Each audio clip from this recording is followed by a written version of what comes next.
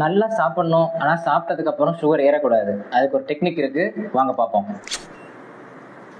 சாப்பிட்றதுக்கு முன்னாடி 86 இருக்கு. சாப்பிடும்போது முதல்ல நார் சத்து உள்ள உணவுகள் சாப்பிடணும், 2வது புரத சத்து உள்ள உணவுகள், 3வது மாவு சத்து உள்ள உணவு. அப்படி பார்க்கும்போது முதல்ல முருங்கைக்கீரையும் வாழைப்பூவும் சாப்பிட்றோம், அடுத்தது பட்டாணி, அதுக்கப்புறமா சாம்பார் சாதம் சாப்பிடணும். முருங்கைக்கீரை, வாழைப்பூ, பட்டாணி சாப்பிட்டு முடிச்சாச்சு. அடுத்தது சாம்பாருக்கு முள்ளங்கி தொட்டு சாப்பிட போகிறோம். சாப்பிடும்போது நல்லா மென்று வாயில் உமிழ் நீர் சுரக்கிற மாதிரி சாப்பிடணும். சாப்பிடும்போது ஃபோன் பார்க்குறதோ டிவி பார்க்குறதோ கூடாது. மைண்ட்ஃபுல் ஈட்டிங் முக்கியம். நீ தான் டிவி பார்ப்பேன், நான்லாம் டிவியே பார்க்க மாட்டேன்.